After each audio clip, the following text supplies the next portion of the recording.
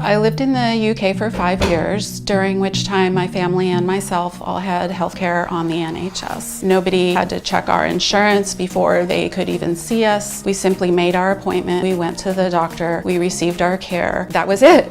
In the US, being sick meant that we had crippling medical debt. We were considering filing bankruptcy. We had no consumer debt, only medical debt. In the UK, that was not a problem. I have myalgic encephalomyelitis chronic fatigue syndrome, or ME/CFS for short, which means the more I do, the worse I feel. Because of ME/CFS, I'm currently unable to work and I'm only able to leave my home a couple of times a month. I'm primarily housebound and bedbound. We only moved back to the United States because the Affordable Care Act came into effect. Yet we're still here 4 years later with the same situation. We have maxed out our credit cards because of medical expenses. We have to decide whether to go to the doctor or ration my medications or buy food. And this isn't hyperbole, this is something that just happened.